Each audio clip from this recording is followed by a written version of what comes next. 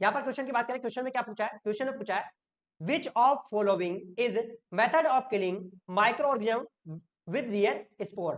ठीक है, निम्नलिखित में से कौन सा सूक्ष्म जीवों को उनके बीजाणुओं को मारने में की एक विधि है। तो कौन सी एक विधि है, यहाँ पर सही आंसर क्या होगा, इसका सही आंसर क्या है, आप लोगों को जल्दी से आपको आंसर बताना है इसका, इसका सही आंसर क्या है।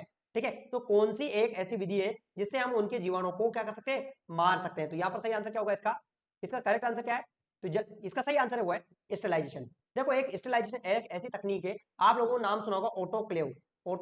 ऑटोक्लेव मशीन का सबसे ज्यादा क्या है प्रचलन है, इसका ऑटोक्लेव मशीन का।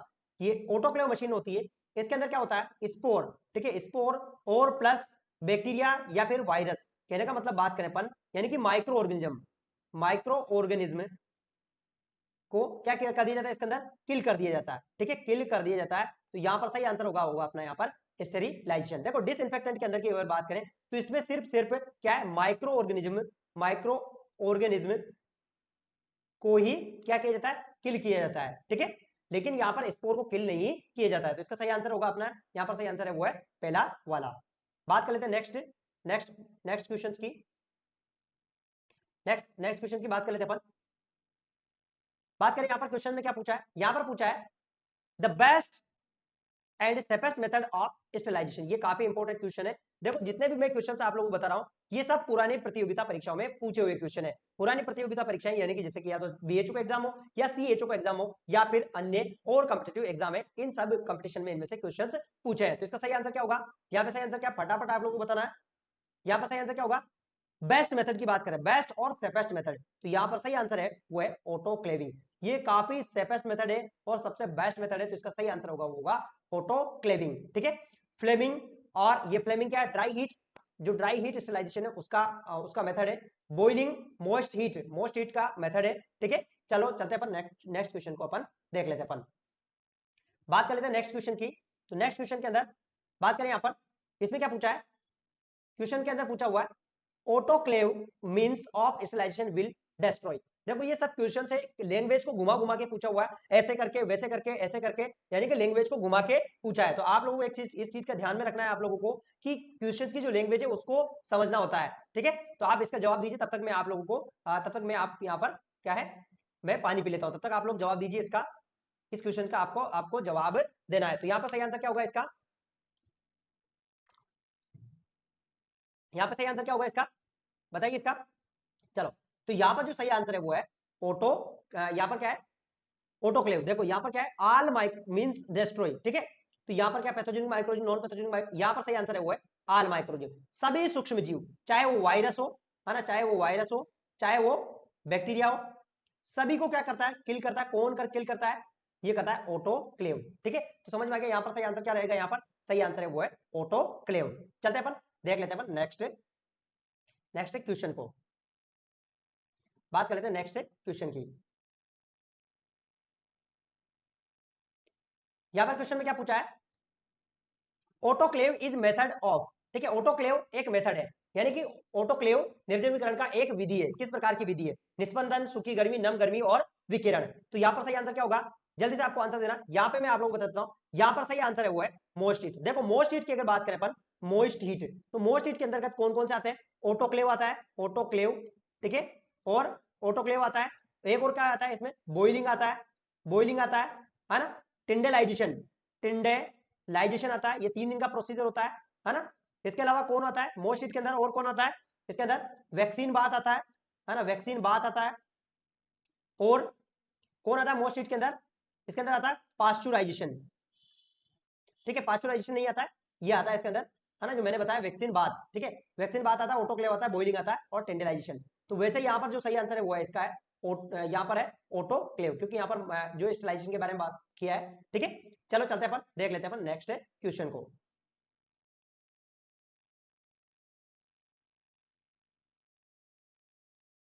बात करते हैं यहाँ पर क्वेश्चन के अंदर क्या पूछा है, यहाँ पे क्वेश्चन में पूछा है lethal effect of most heat due to. ठीक है, लीथल इफेक्ट यानी कि मोस्ट हीट होती है, उसका लीथल इफेक्ट क्या होता है। तो इसका सही आंसर क्या है, उसका लीथल इफेक्ट क्या होता है मोस्ट हीट का। तो यहाँ पर सही आंसर क्या होगा, यहाँ पे सही आंसर है वो है, यहाँ पर है प्रोटीन का विकृतीकरण, यानी कि डीनेचुरेशन ऑफ प्रोटीन। देखो मैं आप लोगों को बताता हूँ, आप लोगों ने अंडे देखे, अंडे, है ना, अंडे देखे, कच्चा अंडा देखा आप लोगों ने, और उसके बाद उबालने के बाद उस अंडे का क्या हो जाता है, वो अंडा क्या हो जाता है, एकदम से टाइट हो जाता है ना, वो अंडा क्या हो जाता है, एकदम से टाइट हो जाता है, ठीक है।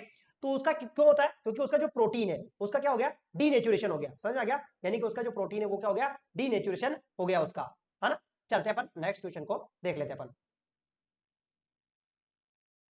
क्वेश्चंस काफी इंपॉर्टेंट है डियर स्टूडेंट्स, बहुत ही ज्यादा महत्वपूर्ण है।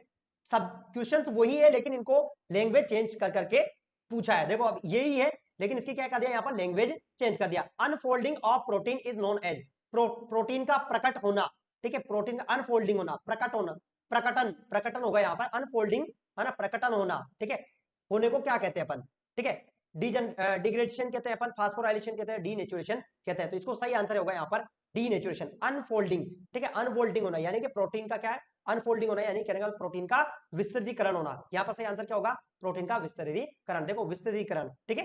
चलते हैं अपन नेक्स्ट क्वेश्चन को देख लेते हैं अपन। देखो ये क्यों बता रहे हैं अपन, आप लोगों को पता है जैसे ही अपन हीट डालते हैं, हीट डालते हैं तो जो भी बैक्टीरिया, जो भी वायरस होते हैं, उनके अंदर का जो प्रोटीन होता है ना, वो क्या होता है, वो डैमेज हो जाता है ना। बात कर लेते हैं नेक्स्ट क्वेश्चन की, चलते हैं अपन नेक्स्ट क्वेश्चन को देख लेते हैं अपन। यहां पर क्वेश्चन में क्या पूछा है, the following are types of autoclave except, यानी कि कहने का मतलब तीन तो इसमें इस प्रकार के टाइप है जो कि ऑटोक्लेव के टाइप है और एक ऑटोक्लेव का टाइप नहीं है। तो यहां पर सही आंसर क्या होगा, एक ऑटोक्लेव का टाइप नहीं है। तो यहां पर क्या है सही आंसर, यहां पे सही आंसर है वो है उच्च दबाव कम वैक्यूम, ठीक है। ये सभी तीनों ही क्या है, इसके टाइप है, किसके टाइप है, ऑटोक्लेव के टाइप है, जबकि ये डी वाला ऑटोक्लेव का टाइप नहीं है, ठीक है। चलते हैं अपन देख लेते हैं नेक्स्ट क्वेश्चन को, बात कर लेते हैं अपन नेक्स्ट क्वेश्चन की।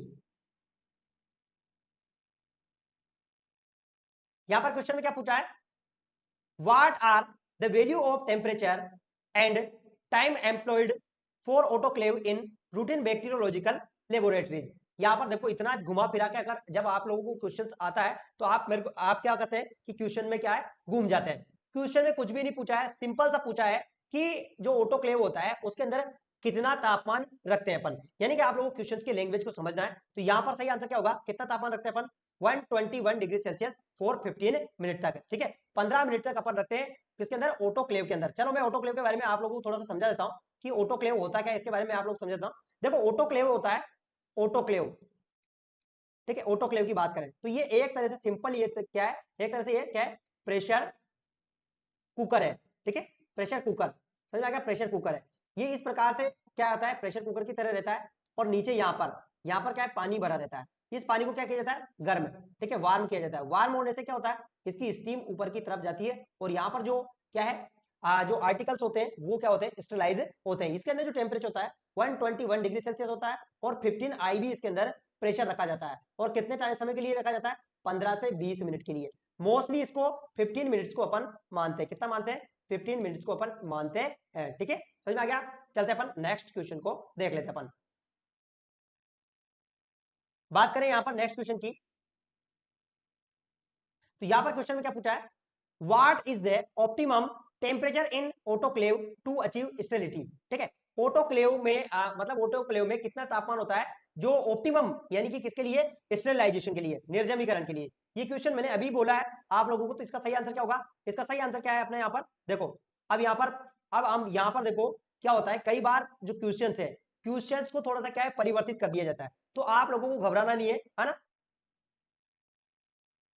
अब देखो यहाँ पर क्या मैंने आपको क्या बताया था अभी, 15 से 20, लेकिन यहां पर ऑप्शन में कहीं भी 15 से 20 नहीं है। तो अब हमें किसको सेलेक्ट करना है, सी वाले को अपन को सेलेक्ट करना है। ऐसा कई बार एग्जाम के अंदर पूछा जाता है, तो आप लोगों को यहां पर आप लोगों को लॉजिक लगाना है, आप लोगों का जो कंसेप्ट है उस कंसेप्ट का इस्तेमाल आप लोगों को करना होता है, ठीक है।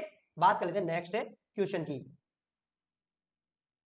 अच्छा ये question, autoclave used for sterilisation, autoclave जो है यूज किया जाता है स्टरलाइजेशन के लिए, इसको किसने निर्माण किया। आप यहां पर देखो, यहां पर इसका निर्माण किसने किया, तो इसका सही आंसर क्या होगा, यहां पर अगर ऑटोक्लेव की बात करें कि इसका निर्माण किसने किया, यहां पर लिखा नहीं, लेकिन कई बार क्या होता है इस प्रकार से उटपटांग क्वेश्चंस एग्जाम के अंदर पूछे जाते हैं अपन। तो यहां पर सही आंसर क्या होगा इसका, इसका सही आंसर है वो है, यहां पर है चार्ल्स कैम्बरलैंड, ठीक है, चार्ल्स कैम्बरलैंड ने क्या किया, इसका आविष्कार किया, किसका, ऑटोक्लेव का। तो इस चीज को आप ध्यान में रख लेना। बात कर लेते हैं नेक्स्ट क्वेश्चन की। अच्छा इस क्वेश्चन को आप लोगों को बताना, ये क्वेश्चन क्या है, the gloves are sterilized by autoclave four. देखो क्वेश्चन कैसा ही, क्वेश्चन का एक ही आंसर होता है, लेकिन इसको क्या करता है, घुमा फिरा के क्या है, पूछ लिया जाता है। ऐसे घुमा देते हैं, वैसे घुमा देते हैं, और इसको क्या है, इस प्रकार से पूछ लिया जाता है। तो यहाँ पर सही आंसर क्या होगा, इसका सही आंसर क्या है, यहाँ पर सही आंसर देखो, अब यहाँ पर ये इसका सही आंसर रहेगा, वो रहेगा अपने यहाँ पर देखो, देखो यहाँ पर क्या फ़ारेनहाइट में नहीं पूछा है, तो यहाँ पर सही आंसर क्या होगा, इसका सही आंसर वो है देखो 20 मिनट्स फॉर 250 से लेकर 254 फ़ारेनहाइट। जो आप सेल्सियस को 121 डिग्री सेल्सियस को कन्वर्ट करते हैं तो इतना इसका सेल्सियस बनता है। अब देखो यहाँ पर 30 भी दिया है ना, लेकिन हमें क्या है, मोस्टली अपन यूज करते हैं 15 से 20। इसमें भी 15 से 20 में भी अपन किसको यूज करते हैं सबसे ज्यादा, 15 डिग्री सेल्सियस को अपन सबसे ज्यादा कॉमनली यूज करते हैं अपन। तो यहाँ पर सही आंसर क्या होगा, यहाँ पर सही आंसर है पहला वाला। ठीक है, यहाँ पर सही आंसर रहेगा पहला वाला। चलो देख लेते हैं अपन नेक्स्ट क्वेश्चन को, बात कर लेते हैं फटाक से नेक्स्ट के क्वेश्चन के बारे में। देखो अब ये वही बात बार बार एक ही चीज दोहराई जा रही है, for effective sterilisation in autoclave the temperature should be how much. ठीक है, ऑटोक्लेव के अंदर कितना टेम्परेचर रखना है, तो अपन यहाँ पर रखना है अपन को 121 डिग्री सेल्सियस। ये ध्यान रखना सेल्सियस के अंदर है, फ़ारेनहाइट के अंदर नहीं है। और 15 IB प्रेशर अपन को रखना है। बार बार एक ही, देखो क्वेश्चन क्या होता है, लैंग्वेज चेंज कर करके बार बार एग्जाम के अंदर पूछे जाते हैं। ठीक है, बात कर लेते हैं नेक्स्ट क्वेश्चन को। अच्छा ये क्वेश्चन जो कि मैंने अभी डिस्कस करके आप लोगों को बता दिया, time required for autoclaving 50 IB पर स्क्वायर इंच, प्रेशर फॉर 121। ठीक है, इसके लिए कितना टाइम की जरूरत होती है, तो यहाँ पर मैंने अभी आप लोगों को बताया है ना, 15 से 20 नॉर्मली कितना माना जाता है, 15 से 20, और इसमें भी सबसे ज्यादा किसको माना जाता है, 15 मिनट को माना जाता है। तो यहाँ पर सही आंसर होगा